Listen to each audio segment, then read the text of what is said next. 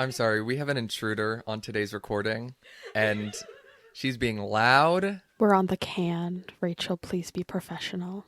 Hello and welcome to Given the Platform, the show where we give unsung people the chance to flaunt their extraordinary passions and knowledge. Do you have something that you want to talk about? Contact me at giventheplatform@gmail.com. As always, I ask that you please download this podcast on your preferred podcasting platform, maybe more than one platform if you're feeling generous. And if you're on iTunes, please rate us 5 stars. I'm still trying to build my audience, and anything you can do to help is greatly appreciated, and I thank you very much in advance. On that note, happy Halloween, everyone. Today I have on Penelope Murzenski to talk about Twilight. I thought it was fitting with monsters and love and romance. Truly, I wasn't expecting to ever talk about something like this, but Penelope is so prolific and funny and amazing to talk to. I can't wait for you to meet her through this podcast, because she's such a joy. So enjoy. Today I'm joined by a very special guest. She is astounding. She is incredible, show-stopping. She can talk about anything, and I just listen, which is why she is giving her time today. It is Penelope Murzenski. How are you doing today, Penelope? I'm great, Harrison. Thank you for having me. We are here today on a very special, spooky, ooky, kooky episode. One of my favorite topics in the whole wide world. It's Twilight. You could not have told me that I would have gotten to a point where I would have recorded an episode on Twilight. Now, I've done my research, which is I've had to watch 10 hours of Twilight films as of yesterday morning at 1 o'clock. Yes. 1 a.m. But I do not have any knowledge on the books. Can you talk us through your knowledge of the books and how you know the franchise? Yes. So I have been a stan of Twilight since about 2007. For context, I'm a child of divorce, and during the 2-hour car ride with my dad, he would put on audiobooks. And as a 50-year-old man, he would just get whatever the best-selling YA novel was. So I think I listened to the Twilight audiobook by Stephanie Meyer, read by Ileana Kaduchin, in like 2007. That With is your father? In the car. So Oh. That was my first taste of the franchise. I think it was before the first movie came out, which was 2008, famously. So I have been in it to win it since it kind of entered the cultural sphere that it is now. So I, this summer, have read all of them again, including Midnight Sun. Is that the gender reversed one? That's Life and Death, is what you're thinking of. So the Twilight franchise spans from Twilight, the first book, famously, New Moon, famously, Eclipse. There was a companion short story called The Short Second Life of Bree Tanner that was a companion to Eclipse. There was Midnight Sun. There was the Twilight manga, where they kind of made it sexy and in a comic book. There was Life and Death, which I haven't read because it is just Twilight with the names changed. It is Twilight, and she said, Control F, Bella, change it to Buford, baby. Edward, her name's Edith now. I think it's Edith. Twilight stands, hit me, I haven't read it yet. And Midnight Sun, which is Twilight from Edward's perspective, came out in the beginning of August. I listened to Twilight to go to bed. I am listening to it for the 4th time this summer, which is why I have no brain cells left. Last week, I watched 4 of the 5 movies in an 18-hour time span. So I love Twilight, and I have loved it since 2008. But it seems like you like it for being bad. That's not true. Okay. Correct me if I'm wrong. There's an issue with people visiting it as 20-year-olds in 2020. But it just lives in such a pure place in my heart. It's just a Mormon fantasy. Stephanie Meyer is a Brigham Young University Mormon. And that is so clear in the books. And going back and reading them again, there is nothing scandalous in terms of like it being a blue franchise. It is not sexy. The kisses are pretty hot and heavy because they do not have sex before marriage, famously. I know. Let's save the Mormon talk for later. Yeah. I want to start with the basics. First of all, Team Edward or Team Jacob, and I want to know why. Team Edward. And you're not going to like this answer because I have daddy issues and issues with men. So Edward is right up my alley. Okay. Let me interject and say that I am Team neither. I was Team Jacob when Jacob was normal and treated her like a normal person. But then there's that kiss. Then he became a werewolf and immediately became a very toxic man. I don't know why they had to make him worse for him to be more likable, but I guess I'm not in her head. Second question, which one's your favorite movie and or book? And is it different between movie and book? They got rid of a lot of the Mormonism, so they kind of made it steamier. I still didn't get steamy from the movies. It's steamier than the book. Okay. And Robert Pattinson is so hot, so everything he does is like automatically steamy. 3, 4, and 5 are pretty much tied for me, but if I had a gun to my head, I think I would say that Eclipse is my favorite part of the franchise. For movie and book? I believe so. Okay. Because Breaking Dawn, the book, is broken up into 3 sections. So it's Bella. It's from Bella's perspective, famously. She's our heroine. Until she gets pregnant on the honeymoon. Then it's Jacob. The worst part of the book, the worst part of the franchise, sorry, Team Jacob, is that third of Breaking Dawn where he's so angsty. And then it goes back after the delivery, back to Bella post-vampire. I would like to, on the note of Team Jacob or Team Edward, I would like to talk about how toxic they both are. Now, I have a collection, just a small collection of notes, just like 3 or 4 bullet points of particularly toxic moments in the franchise. And I would like to see if 1, you know what I'm talking about, and 2, what you think about them and can you refute them? Yeah, I'm the biggest Twilight defender that I know, so don't worry, I probably have defense in my back pocket. Great. So, let's start with the first one. And I didn't realize that I should be taking note of this until it really smacks you in the face starting book 2. So he leaves her, Edward, famously, in book 2, New Moon. And every time she's about to do something, basically on her own volition and with her own freedom, he becomes a ghost, an apparition. That is a hallucination. No, I can't. I believe it is a hallucination. With all the magical aspects of this story. Also, whether it's a hallucination or not, the film writer still chose to keep it in. And it just seems like he is controlling her, even though he was the one who let her go. So here's the thing about that. So we know that he leaves her to protect her and genuinely believes, when he comes back from Italy, genuinely believes that she would be able to move on. But they're soulmates. It's a romance. So karmically, they belong together. We know that. That's like romance 101 is they meet, they're soulmates, trials and tribulations, try to keep them apart, but it can't. But what do they have in common? I think they go into that a little bit more in Midnight Sun and kind of retcon that. I don't know if it's in Twilight, but in Midnight Sun, they have like multiple days where they just talk.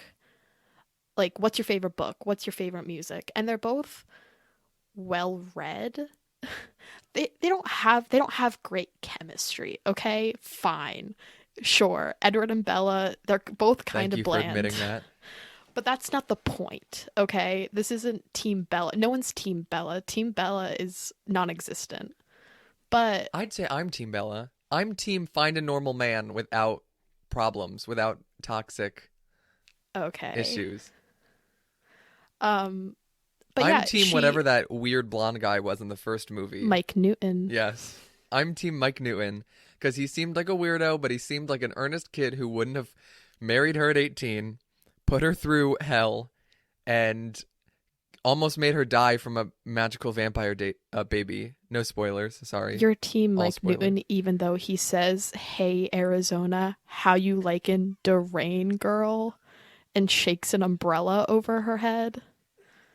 Okay, next toxic point. If you're gonna, So I'm if you think gonna round out I'm gonna round out your first one by saying that she's hallucinating, because that is not one of his special abilities. You can check the Twilight lexicon, the definitive guide on Twilight lore, and you will see that he cannot make himself an apparition and kind of astral project from Rio to Forks. And he explicitly asked her to not do anything reckless. So she's hallucinating to compensate for her loss. So that's my rebuttal. Okay. It's a book from 2005. Like, it is not the peak of literary success. Yes, okay, we agree on that point. And also, I'm not saying the first movie, utter garbage.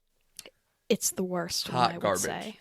Second movie was good only because the first was so bad and set the bar so low. And I found myself getting actually invested in these characters. Was this because I spent 10 hours only looking at a screen with these characters on it? The world may never know. But It's a delicious franchise to lose yourself in, isn't it? it got good, and I think there was a director change, right? From the first to second film? Every movie had a different director. Oh. Only 4 and 5 had the same director. Can I talk about why 1 is the worst one? Why it's the worst adaptation of the books? Actually, yeah, go ahead. Okay. So Catherine Hardwicke, first of all, it had like the weirdest aesthetic, like the weird color grading where everything was so dark. I would have ran for the hills if all 5 films were that like blue-gray hue. Like, it looked terrible, and that's so unsustainable for what are blockbuster movies. Like, YA novels are not meant to be like indie darling films. They're all over 2 hours long. That's why it's a over 10-hour franchise. And I firmly believe that the second through fifth films are better because it embraces the fantasy more. I agree. Because a big way in which the book and the movie differ. So you remember, it's the first Twilight film. And there's like this weird subplot of like the vampires killing people in Forks, and they have to like find the bears or like the wolves that are killing these people. The 3 evil vampires. Mm-hmm. That doesn't exist in the book. The book is like purely like a fantasy romance. And then the vampires just show up. And that's like the last third. Like, that's like act 3 of the book. So the movie turned into like a weird whodunit. And it's too much romance and like not enough fantasy. But you also knew who done it. Like, very quickly. Yeah. It's not very exciting to watch like country bumpkin sheriff try to like fight vampires. It is truly a whodunit, but the director was like, what if we made the only characters elusive to this idea, not the audience, but the characters in the movie, which don't matter. Yeah. So that's why I think the first one is the weakest adaptation. Mm-hmm. And I don't think Catherine Hardwicke could have handled like the werewolves or like the big battle scenes, because I looked at her IMDb and she's very these like psychological films. Mm-hmm. So, or like teen drama. I think she did like Lords of Dogtown maybe. So I think that's her wheelhouse. But I don't think her style isn't sustainable. It's not a blockbuster. Like, everyone knew this was going to be a blockbuster. Like, there were movies from 2008 to 2012. Every year for 5 years, Twilight came out. Yeah, that's crazy stamina. There's a huge cult following behind the book. I remember I watched the first movie when I was like 8 because my sister sat us all down in our like living room and was like, "You're all gonna watch this because I'm obsessed with this." In 4th grade, I cut my hair like Alice Cullen. She has a good haircut though. In 4th grade, I cut my hair like Alice Cullen. I got the choker from Target. I was gonna bring in a picture, but first day of 4th grade, I had a messenger bag with the Twilight poster printed on it. I had Team Edward Band-Aids. I had Team Edward hoodies, shirts, like everything. I remember I sat in the sun before Eclipse came out, and I cut out Team Edward in paper and tanned it onto my skin. Oh my God. As an indelible mark of my commitment to the franchise. That's commitment. So now let's move on to my next note that I put in my phone. The quote is, Edward says, I don't know if you remember this.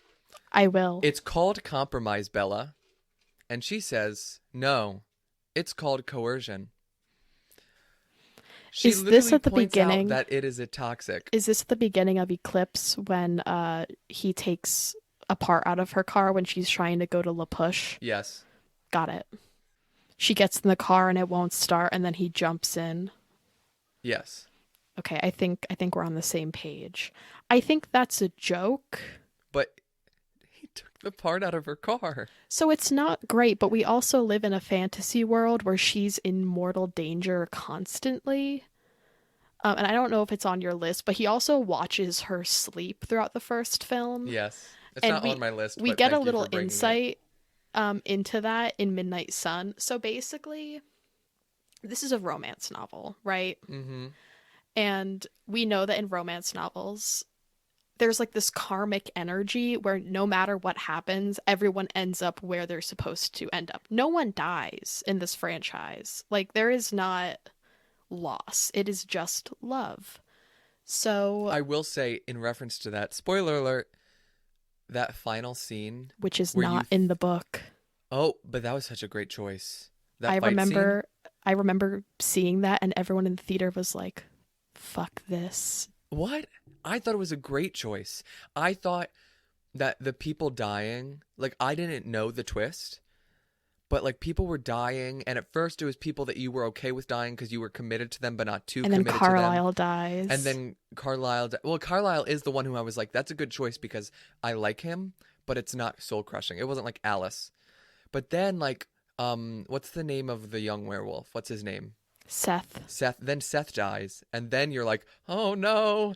And then like everyone starts dying. That's like, it becomes actually bad. And when it all like just became a vision, that shocked me. I don't know why people wouldn't have liked that. I mean, it was 2012. It was a simpler time. Maybe they were just committed to the book.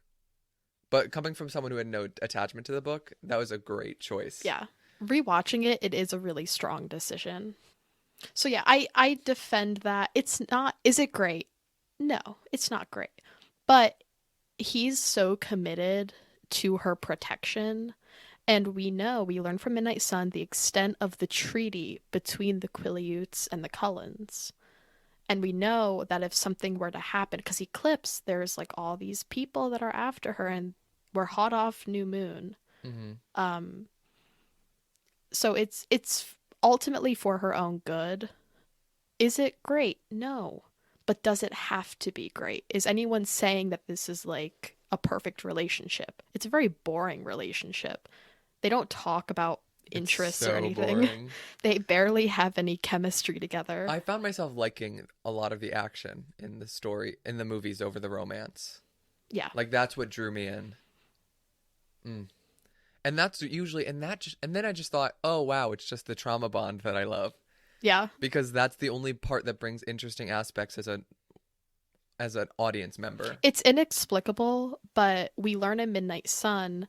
So you're familiar with imprinting, how werewolves imprint. Oh, that was a scene. We're familiar with how they imprint. He kind of has the same draw to her as imprinting since that first biology class, where he at the same time is like, oh, she smells so GD delicious, I want to drink her. But he also is like, but I feel like the maternal need to protect her. So it's kind of, in this universe, those bonds exist. Like, that is lore. So if it's protecting her from going into like in a potentially unsafe territory, he messes with her truck. I also can't get over how average she looks and how she managed to grab the attention of Robert Pattinson, of both sexy vampire family and sexy werewolf family. Yeah, she's the most boring person in the world. She looks Boring, average. average looking. No offense. No offense to Kristen Stewart. I would just like to say she is average, at least in this film. She has grown to become She wears the ugliest clothes. ugliest. Well, that's a product of the time. She wears No, that's a product of the book. There is a really Does it iconic there's a really iconic scene in the book, the first book. It's right before she goes to meet the family, and Ileana Kaduchin is like narrating this. I can hear her voice in my head, but she puts on this like knee-length khaki skirt and like a button-up blue blouse, and she puts her hair in a ponytail, and she like flounces down the stairs like a girl going to prom, and Edward like pins her against the wall and is like, "You look so hot." And it's like, honey, Oh, no, no. you don't. Okay. The khaki skirt is like a feature. It's like an extra character in the book. Oh my god. Okay, so this is a divergence. We're gonna go to Oh, Jacob can I being say toxic. can I say one Yes. more thing about Bella? Mhm. She also, they cut it from the movie a little bit, but she has a lot of internalized misogyny in the book, where she like hates all the girls in Forks, and she's not like other girls. I get that vibe. Yeah. So Bella has more personality in the book, but it's not a good personality. It's quite a mean one, where she's always negging all the people who want to be her friend, and is constantly really rude and mean in her internal monologue, but then doesn't do anything like externally with other people. So they had to cut that because she has to be a really likable Likeable, character yeah. for this blockbuster saga. But then when you cut her being like a C word, She becomes a cardboard box. she's what Kristen Stewart had to die on the cross performing. Kristen Stewart, well, this is not a visual podcast, but I wish I could just imitate for you guys, and maybe if you've seen the franchise, I hope you do if you're watching this, or I hope you have, just the faces, the hand, like the hair sweeps behind the ear. It is, especially in the first movie, it is hard to watch. I watched it with my friend, and we were groaning by how miserable the acting was. I think she learned how to dial that back. But Robert Pattinson is giving it his all from But day one. he had the weirdest accent. I'm so sorry. I don't know what accent he had. You can tell when it's been a long filming day for him, because he delivers lines like, "Yeah," like that one time. He's, "Yeah." Okay. On that note, I will give equal hate to Jacob. Let me just say, I'm not a hater of the Twilight franchise. The franchise is not bad. The first movie, I will say, I am a hater of the first movie.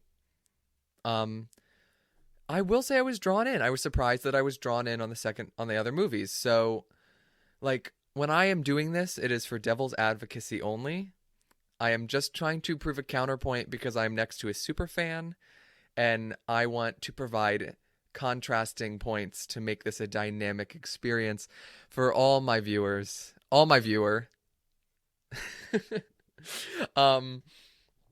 So I will move on to Jacob. Great. Jacob- Can I intersect Yes. a really dark part of Twilight history? Yes. So Taylor Lautner was like 16 or 17 when the first movie was filmed, and everyone else was like 20 to 22. He was so over-sexualized as a literal 16-year-old that he stopped acting. Like, that's crazy. He did a movie that was kind of like a Taken knockoff, and then he did a BBC show, but then ever since then, his IMDb is really thin, because he would go on talk shows and they'd be like, "Yeah, but you're so sexy," and he'd be like, "I'm actually 17." And an actor and not and a an model, actor, so yeah. stop talking about that. Yeah. So I think that's important. Like, we all laugh at Team Edward, Team Jacob, but Team Jacob took like a really dark turn. Sorry, Team Jacob. I love the moral superiority. She went, "Hold on, can you hear me better from the can you still hear me through the mic on this podium I just put myself on?" Okay, so Team Jacob, he says, he is quoted saying, and I believe this is in New Moon too. He said, "You feel something for me, you just won't admit it." And that ended up being true. So I guess I could put my foot in my mouth there. But at the same time, imagine some guy thinking that he could just say that to a girl in real life because that happened. Yeah, I don't defend any of Jacob's actions. I was going to say, you only defend Team Edward. But I mean, they are really flirty, and she spends all her time with him. So I guess it's valid for him to be like, there is something here. But if she said there isn't, why is this man not respecting it? And also, he famously is very disrespectful of women in the franchise. But in the book, before he turned into a werewolf, he was the sweetest. Like, why are they using mystical powers and transformations as an excuse to just become a toxic person? I wish I could tell you. And now I will say this is my final part, and this is not a statement on, this isn't a statement on any of them being toxic, but I will say that there was a cut in the film that particularly jarred me, which is when they were talking about imprinting for the first time, and they were carrying bikes, and I don't know if you know this cut, but they're carrying bikes into the shed, but they're still like a good 50 yards from the shed, and he's like, he was like, I don't know where to start.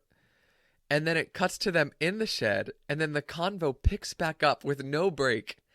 But there's clearly like 2 minutes of walking into the shed where they had to have been silent. I've never caught that before. For there to be a pickup, for there to be a cut that makes so much sense within the conversation. And it is particularly jarring to me, and I would like my money back, my Hulu subscription back for that one cut.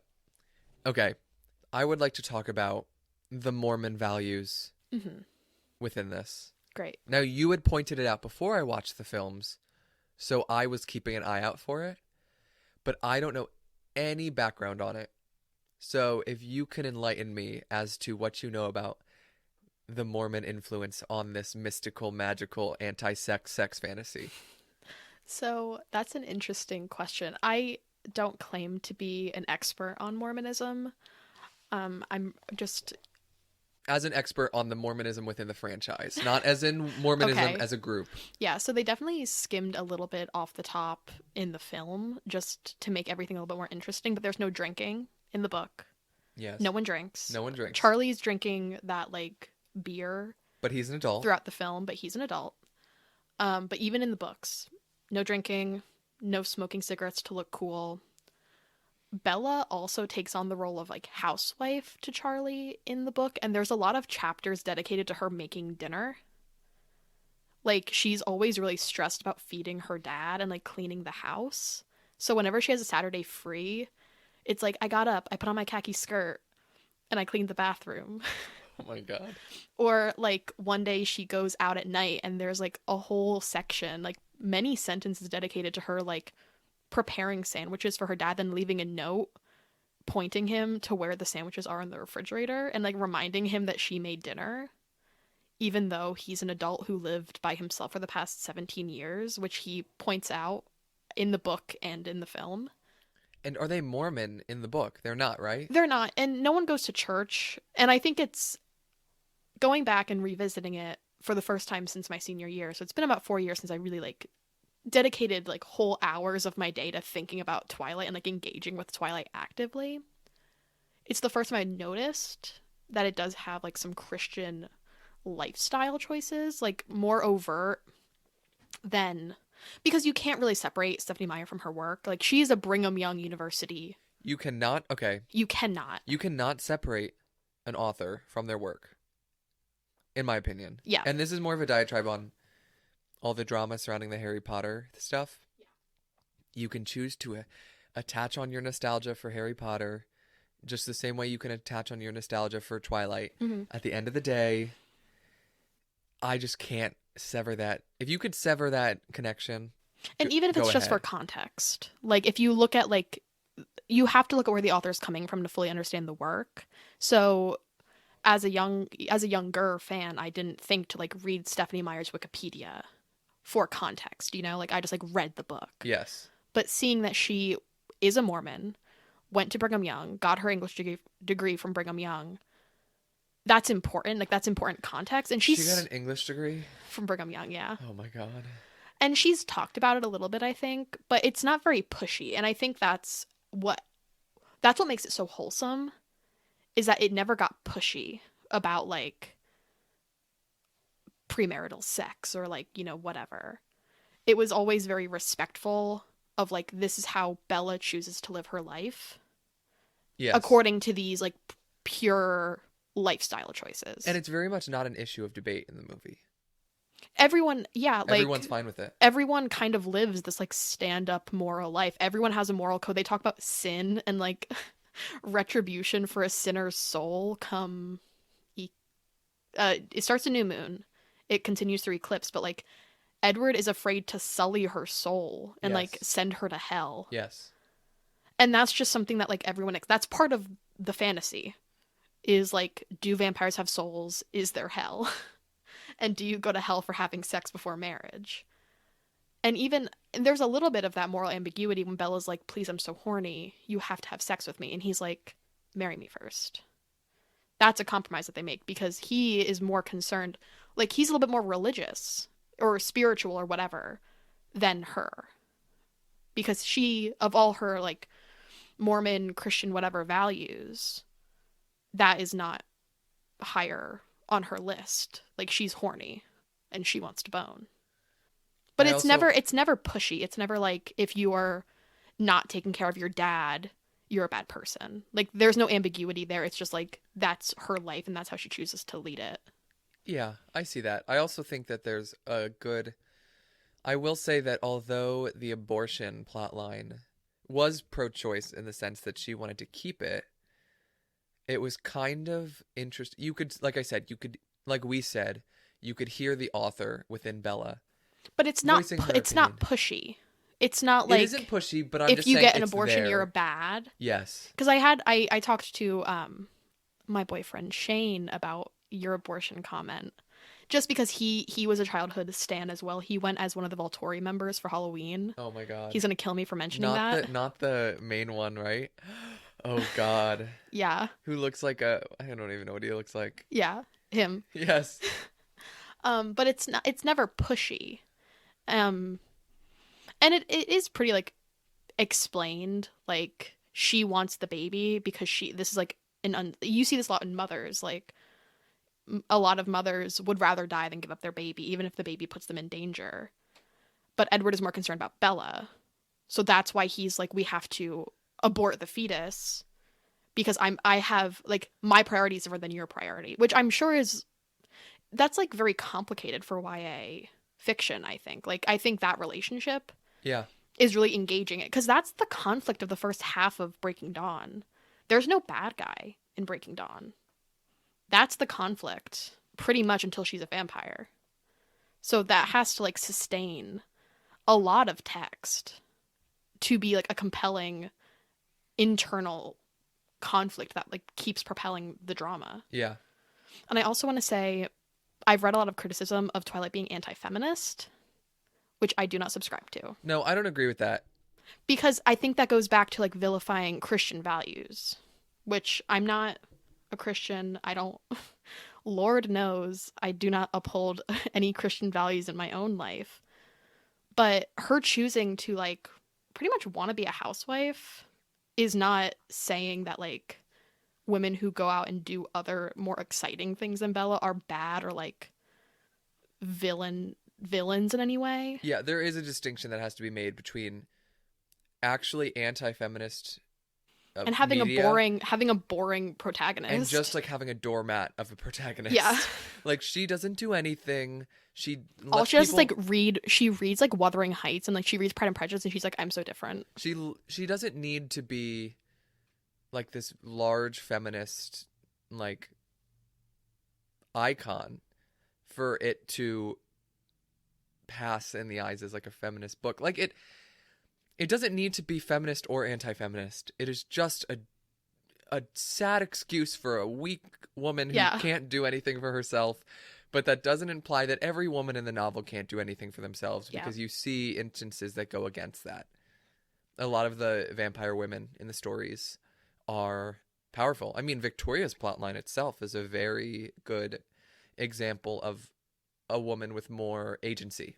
Yeah, and if Bella's whole thing is that she wants to live with Edward and like just like be a housewife and be a mom, I think that is some of the weakest Twilight discourse of saying it's anti-feminist, because it just like is ignoring that some women want to be housewives. And I didn't even get at least from the movies, I did not get the sense that she wanted to be a housewife. Or like, She wanted to be with Edward, and then yeah. the baby came along, and she wanted that after it happened. I But say she didn't plan. housewife just because she doesn't have really any other aspiration. Like we meet her as a junior in high school. She already like doesn't show any particular interest. She's good at everything except for sports. Like she has already read all the books in English. She's like the science STEM queen. So she can like do anything but play badminton pretty much. And they needed to write her as that, in my opinion. So you didn't feel bad that she was losing her mortality. Mm-hmm. Because that's a really good point. As the books were going on, like especially that whole talk with what's the sister's name that talked to her about Rosalie, especially when Rosalie was talking about how she wished she was still living. I was like, why would Bella choose this? And it got to a point where I just had to realize Bella's cardboard, and it really doesn't affect her. She has no aspirations. She doesn't want to do anything. She can do everything she already wants to do. So for her, immortality is not bad because she gained something. She doesn't lose as much as she gains, which is Edward. Now, that's a good take. Now, the fact that it happened at such a young age, at 18, the fact that she had to give up her family, and the fact that it's just the age thing stands out as, what if something happens? What if they get into a fight and they're not together and now she's a vampire because of him? Like, I don't think that's going to happen because this is idealized fantasy novel writing. But I couldn't help but feel nervous for her. So I think they did the best they could to make her have a one-track mind, which was Edward. And that's a romance thing. Like, I've gotten into romance this summer, particularly the Outlander franchise. Mm-hmm. And I was talking to someone, tangent, we were talking about Sanskrit drama, like ancient extant Sanskrit plays. And this is evident in Greek plays as well for a little theater history. But there is no such thing as tragedy in these works because good things happen to good people and bad things happen to bad people. So if you have this beloved hero, I'm thinking about like Odysseus, right? That's his name. I would say Odysseus, but I'm no scholar. Either way, he's a good guy and good things happen to him. His wife waits for him. He gets back his kingdom. I think like good things happen to him because if a bad thing happened to him, that sucks, you know? Like there's karma. It's not a complex storyline yet. It is very simply good with good and bad with bad. Yeah, There's no subversion. So that karmic kind of flow of energy still exists in romance novels. So I'm thinking about Outlander. There's, I think, 7 books. And there wouldn't be 7 books if Claire and Jamie didn't end up together at the end of every one. You know what I mean? Like, there are trials and tribulations, but they always end up together. And you can be worried, but you know that she can't write book 8 if one of them is dead or one of them like loses interest. So I think the same thing applies to this example of like YA romance, where you just have to believe that they belong together and divorce is like not an option because they're just so in love. Yeah. Now that introduces the topic of the love triangle. Mm-hmm. And Edward and Bella have to end up together. What do they do with Jacob? They make him imprint, and I'm glad I'm glad we're getting to this because when we mentioned it earlier, if people don't know Twilight, can you give me a quick explanation of imprinting for those who don't know? Just quick. So imprinting it's like your center of gravity changes. I don't know the rest of the quote. That is the quote.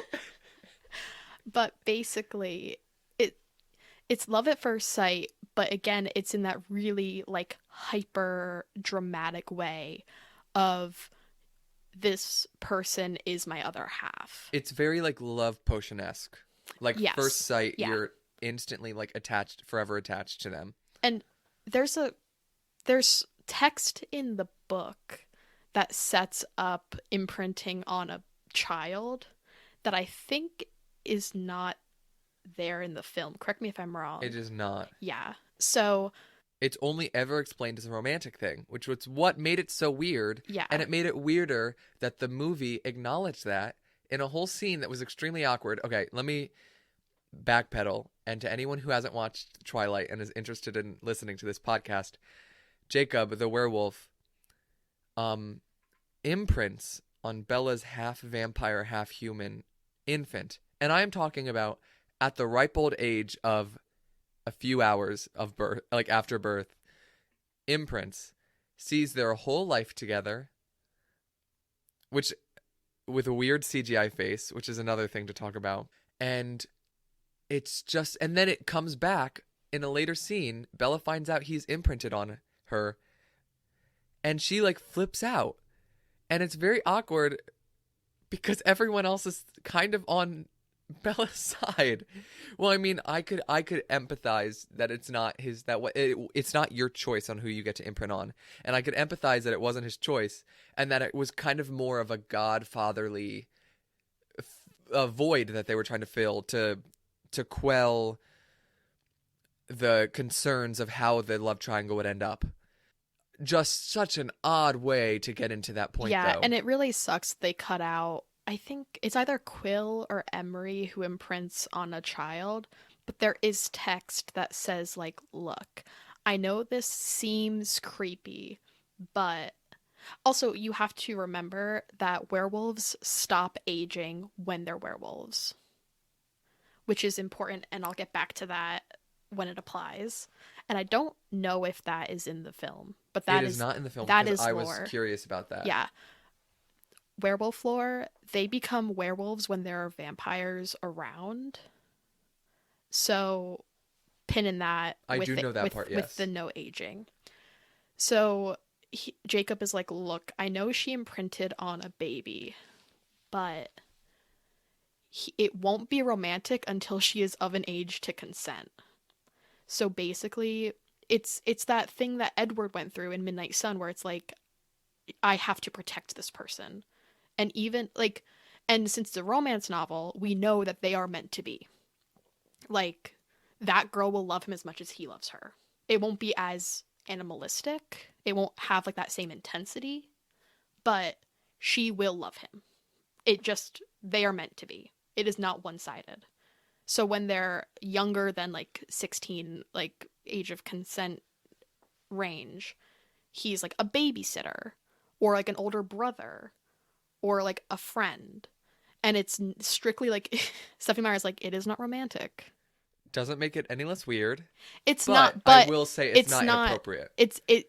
She did, and everyone was like, it's not great. But then also, he stops aging pretty much to, like, catch up with the girl. So they, like, once, I think that the name is, like, Claire, of, like, the little girl that one of the werewolves imprints on. I think it's Claire.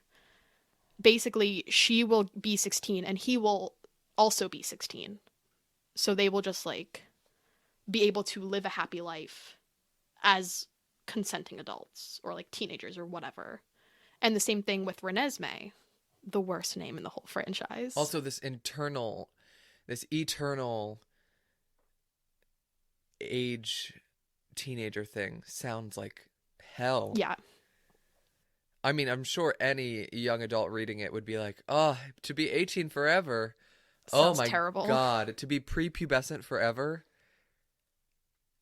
That is terrifying. That's the scariest.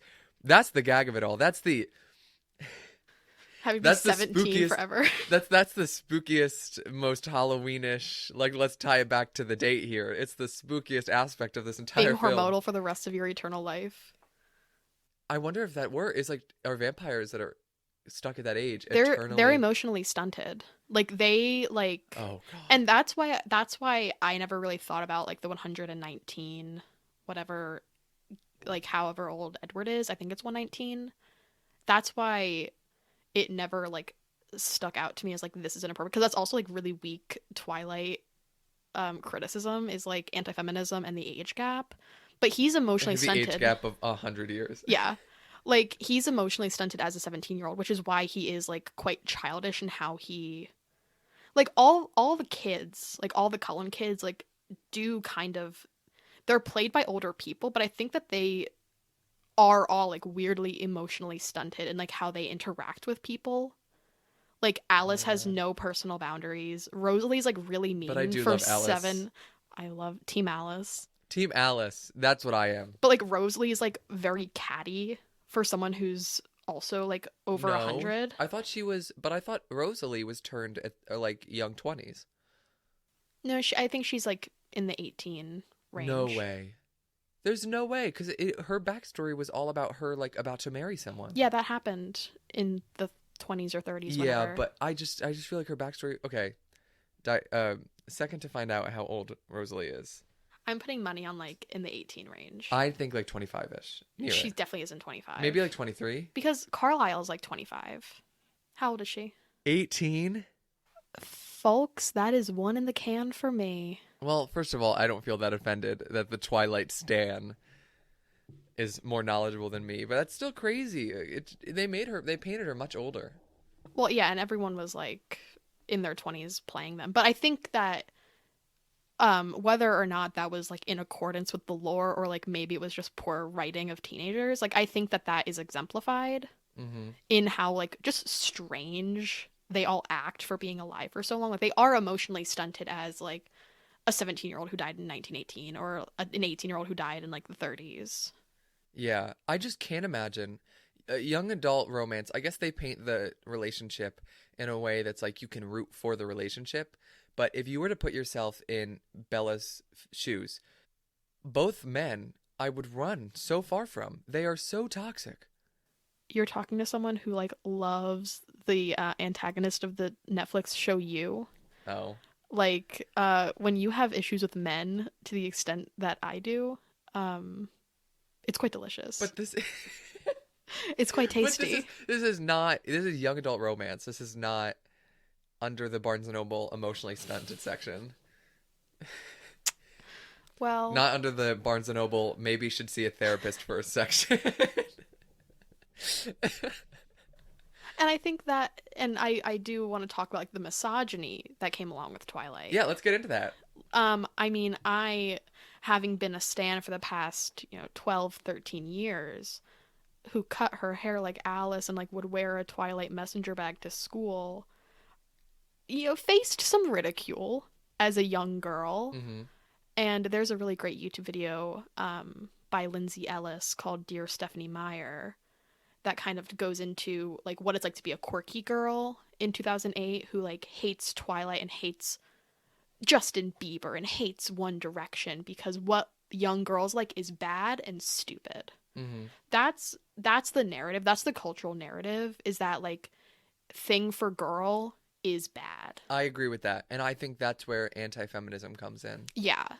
Like, and this might be a hot take, but there is a cultural burden on women creators to create impeccable works when men can make the most like average thing and it doesn't get the ridicule for like not showing like the most healthy relationship. Like Stephanie Meyer could have, like, the gag could have been that she was like, and this relationship is kind of boring. Like nowhere is it like this is a relationship that you should exemplify. Yeah. It's not like this is the most perfect relationship. It's perfect for them. Like, relationships are rocky and it's tricky. So giving this, like, emotionally dense book to young girls and being like, what do you think? Maybe you're into it. I don't know. Maybe you need someone to, like, protect you. Because that's, like, the gag. Is that she just is constantly protected. And that's really reassuring. Being, like, a young girl. I get that, yeah. So, did Stephanie Meyer write a perfect book? No. Did she have to? No, people read it anyway. And the reason that Twilight is so, I think that it created a counterculture only because such a strong culture was present in the first place. Like, things aren't ridiculed if not enough people like them. Mm-hmm. Like, that's not, more often than not, the more popular something is, the more likely it is that there's a counterculture and there's a hatred for it. So I will say that the reason that Twilight is such a fun thing to talk about is because it was such a cult classic. You can now dissect it and be like, what does this mean? And it's really interesting. It's almost like, what work do you put out there and that you won't realize will have such an impact? And let's talk about Stephenie Meyer for a second. Let's talk about 50 Shades of Grey. Oh God, we need to talk about 50 Shades of Grey. So now, can you explain why we're going into this? We're talking about this because you have people, you have writers like Joe, like JKR, who... Let's not talk about JKR. Who retcons, like, that wizards would shit in the street and then, like, poof it away on Twitter. Like, or, like... I'm not gonna get into Riverdale. But you have writers who just are, like, really willy-nilly with the lore and how people treat their work. Yeah, JKR is, like, so involved in everything to its detriment because she's, been in it since, like, 96 or in the 90s. Mm-hmm. So she's way too close to her work and it's to a detriment. It's so weird to think that social media has given the opportunity for these people to just be like, oh, let me fully flesh out the story outside of the space of the novel. That is so weird. And it is weird. Or when she was like, Dumbledore's gay, but, like, didn't put it in because, whatever. But I bring up JKR as a foil to Stephenie Meyer because Stephenie Meyer potentially saved the legality of fanfiction. Are you familiar? Are you familiar with, like, the story behind 50 Shades? I believe what I know is that 50 Shades of Grey started as a Twilight fanfic. It started off as Master of the Universe by E.L. James, and it was, like, this huge phenomenon online. Mm-hmm. And then obviously it went to print. Like, I think one of the first major fanfictions that also was a blockbuster success. And all they did was, again, Control F search Bella and Edward and switch out the names. Like, it is very clearly, I mean, talk about Bella with a personality. At least, whatever the main woman in 50 Shades, she, like, wants to be an editor. Oh, God. I have watched so many videos dissecting these movies. But to bring it back to Steph, she never litigated. And she fully had legal right to, because that is a total infringement on her intellectual property. It was a work fully based on her original work, and she never sued. And by doing so, it was a very unselfish move that kept her in good graces online and potentially saved the legality of fanfiction based off of works of text. Yeah. And I mean, 50 Shades of Grey, although a choice of a film, a choice of films, multiple, it did diverge far enough to become its own thing. Mm-hmm. I don't think that you can separate the two if you didn't know that they were connected. Yeah. And it's a totally different demographic. Mm-hmm. Yeah, so I think that's great. And I do think that at the end of the day, not only is the author of Twilight not that bad, but the books themselves were fine. They were good. They're fine. And they're not emotionally, like, they're very emotionally complicated, mm-hmm. but it's so pure. Like, when I was rereading them over the summer, I got why I was able to be 9, like, totally, like, way younger than the target demographic, but still get the gist of it, because it wasn't, like, sexually complicated. Like, it didn't have to take me there mm-hmm. to get to the point of, like, there are these two men, which one's better for this girl that I'm supposed to be empathizing for and, like, living her life through her shoes. And there is, like, moral complexity. It's a very delicious franchise to lose yourself in. Would you say that Twilight captured the time it was released, or, like, the pop culture of the time? Or do you think that Twilight created the pop culture of the time? I think Twilight, and I'm not really well versed on like the history of 2008, but I think that's around when like Justin Bieber was kind of like in my head in this time of like being a young girl and society hating my interests. It was like High School Musical, Twilight, Justin Bieber, and One Direction kind of like exist. And High School Musical less so, but that was more of like an internal thing of like kids thought the High School Musical was bad because it was like a musical for girls because it had Zac Efron. But I think they all kind of happened in the same time frame, which gave a lot of ammo.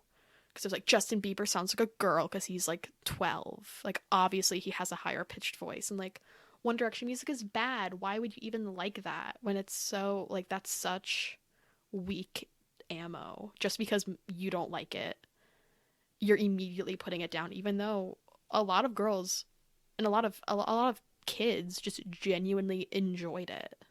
Yeah. In a really, really pure way. I will not say that it was not trash, but I will say that it was equally trash on the men's side, like the men, like the young adults on the male side, like their pop culture, also trash. Yeah. I was still watching Thomas the Tank Engine, so I still had the culture. I still had the eruditicness, the eruditic quality of my tastes. Well, this is 2008, right? Yeah. I totally was watching Thomas the Tank Engine. Great. But talk about a story. Talk about a deep character, a sense of character. Okay. And then, like, let's look at the YA that came after this. And I think this is... even if it's they were different, they were and divergent it's Hunger of the Games. book. Yes. And it's like not... The first book, nothing happens until like page like 400. Mm-hmm. The first 400 pages of the book are just like, does he like me? I like him. He might like me. He's kind of weird about it though. Oh, he's a vampire? That's kind of hot. Like that's 400 pages of the book. And that's what the movies are. The movies are so romantic. Even if they don't have chemistry, it's supposed to be romantic. But then you get into the other YA franchises that came after this, which is Divergent. And Hunger Games, which is way more action-oriented. And I think that was in retaliation to how much Twilight and the Twilight fans suffered for it being like a girly thing. Yeah. That's true. And it was only girly because it was the relationship was the main focus. And all the fights happened because of the relationship. But it is incredible that she was able to make a zeitgeist out of a story that didn't take any apocalyptic circumstance, which is what everything else built off of in the future. Bella literally has like a dial-up modem. Like it's the most mundane life that she leads. Like it is just high school. It is not, I mean, it's alternate universe in that there are vampires and werewolves, but besides that, it's like a totally typical town. It's 2005. She doesn't even have a cell phone. But then you go into these other franchises that are way more action-based. The relationships are like so peripheral to the actual danger. Whereas Twilight, you're so invested because everything bad that's happening is because Bella and Edward won't break up. And would you say that was more comforting, how mundane it was as a kid? Not feeling like you had to live some sort of magical post-apocalyptic life to have any sense of adrenaline in you? Or would you say that didn't really make a difference? I mean, I think I find it comforting now. Mm-hmm. Because it's just so, like, Bella could be literally anyone. If that's your standard for, like, love interest, you know, I read books. Bella reads books. Why didn't Edward choose me? He could have. I guess that's what makes it enticing. Yeah, like, I'm at least as interesting as Bella Swan. Like, at bare minimum. At least. You're most likely, if you're listening to this, you are most likely more interesting than Bella Swan. So I think yeah, there's escapism, but it's also like so close to home that you can really swap yourself in to her shoes so much easier than like putting yourself in a Katniss's shoes. Their magical post-marriage house was a cottage in the middle of the woods. That's good escapism. I don't want to think about I don't want to think if I would like sacrifice myself for my sister. True. For the Hunger Games. I don't want to think about like what faction I would choose in Divergent. Yes. I just want to think of like would Robert Pattinson pick me out of a lineup? Maybe. I think so. Thanks. If that means anything to you. Thank you, Harrison. Before we're going to wrap this up quickly, I just want to ask one question before my final one. Would you say, do you know the origins of why she chose to write this? I know she had a dream. I think she... Oh, very Wizard of Oz. Yeah, she had like a dream about the meadow scene. She like woke up and she just like saw these like two young people laying in a meadow and like one was sparkling. Correct me if I'm wrong, Stans, but I know it started with a dream.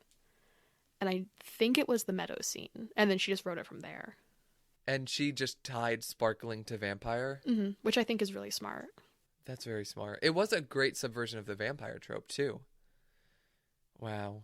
Interesting. I mean, sexy... I guess that's also around the time that Halloween became about being... that it just became, like, a more sexy thing. Well, I think Halloween has become sexy. You heard it here first, folks. Wow. Hot take. Cultural sociologist Harrison. I just think it's become like that was around the time that you started seeing like maybe I was just too young to see it beforehand. Well, but that's like, the nurse, age. Yeah, that's this. the age. Like 13 is where you started to be like sexy Mad Hatter from Party City. Yeah, and then like Mean Girls even. Mean Girls was earlier though, but not by too far. It was still 2000s, right?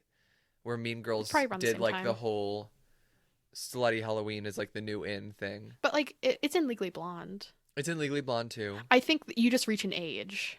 You reach an age, but I mean, it was also just a product of the 90s and 2000s. Mm-hmm. I don't think that happened in the 80s. Again, I'm no scientist. This is where you go to hear people talk about things they don't know about. You heard it here first, folks. This is pure extrapolation. But you are right in terms of they captured that at the right moment where people started thinking about that. Halloween became less about going to get candy. Monsters became less of like some Twilight thing that your dad watched, like your Twilight Zone episode your dad watched at 12 a.m. in the morning as you cried from hearing the scary sounds in your bedroom. There and are that is sexy not tied vampires. To a personal emotion. There are sexy vampires throughout history, but this just brought it down for kids or like young teens. I guess Dracula was. Yeah, you're right. I do know enough that Dracula was written as like a more like a stoic. A more attractive person. I'm thinking Interview with a Vampire. I think that's like a sexy vampire for adults. But it made not horror, but like horror-esque fantasy accessible for teens. Mm-hmm. Yeah, we'll see if we'll cut out 5 minutes of me spewing absolute speculation. We'll see if that gets past Halloween. Post. I like to ask one final question, which is, if you had to interview yourself, if you were in my shoes and you were interviewing yourself, what would you have asked yourself that I haven't yet? And then go ahead and just answer that. Or was I too good? And did I cover everything? I think my first question would be like, why Twilight? Like, why Twilight now? That's so true. Well, yeah. Like, why is it going through the Renaissance now? Do you think there's a Renaissance for Twilight? I'm not on TikTok, but my dear friend Rachel Ackerman sends me Twilight TikTok. She'll send me like 4 a day. And they're all tagged #Twilight Renaissance. Oh, like, wow. There is a cultural reckoning of Twilight coming out of the closet. Well, I didn't know that TikTok sound that went do do do do do do do. Bella's Lullaby. I didn't know that was Bella. Like that was a song in the movie. I laughed so hard when I heard it for the first time. It's been Twilight has been it's been cooking with gas since like March, since the girls and the gays haven't had anything to do, and it's been on Amazon Prime and then Hulu, and like Libby, thanks to our sponsor Libby for today's episode. Like, I've been listening to the Twilight books on repeat. Midnight Sun just came out. So when? In mid-August. Oh, wow. Yeah, 12 years after at least 12 years since the first movie. I think Twilight came out in 2005. So 15 years after the first book. Do you want to know the story of Midnight Sun real quick? Go ahead. In 2008, I believe, Midnight Sun, the first couple chapters got leaked on Stephenie Meyer's website, and then she I guess put it away for a while, and she just released them. So there's been a lot of content, and like Robert Pattinson is so hot and so crazy that he's been like, I think every Team Edward girl has just been reliving Twilight, every Robert Pattinson film we've seen. But it's just really comforting, and it's just entertaining, and it's romantic, and it's the second through fifth movies are like entertaining long films to watch, and they're pretty brainless. You can just put them on, like watch it. You know what's gonna happen. Romance is really comforting. So you think that's the reason for the Renaissance? I think so, and everyone's just turned into gay icons. Like the whole film is full of gay icons now. So what are you talking about? there's a big thing of like Bella Alice shipping on TikTok, but it's just pure and wholesome and sexy and entertaining, and it's full of like comforting nostalgia. I do get the nostalgia aspect. It is a very nice little microcosm of our lives. Yeah. That was problematic, but you never remember the problem parts. Mm-hmm. It's very rose-colored glasses of us. Totally. I think that about wraps it up. Yeah. It was lovely talking about this. Thank you for allowing me to talk about this. I mean, with Penelope, she can just talk about anything and I'll be mesmerized. And also Halloween is coming up, so I thought it'd be a perfect time to maybe spooky ooky. It's a little spooky ooky diatribe into the little more pop culture-y, less fancy topics. And you did fantastic. Thank you for having me. Thank you for coming. So, where can we find you? Social medias, let's plug yourself now. Punk Rock Pell on Instagram and Twitter, but I don't use them, so don't expect content. And I don't get dopamine from social media, so you can take a little sneak peek at my life, but it's not very exciting. Okay, so your address so they could find you? Yeah, you can go to my LinkedIn and my Pinterest. On that note, we're about to rewatch all 5 films in a row. It's going to be our joyous meeting of the minds. Thank you so much for being here. Thank you, Harrison. See you soon. Goodbye, Bye. everybody. Enjoy your Halloween.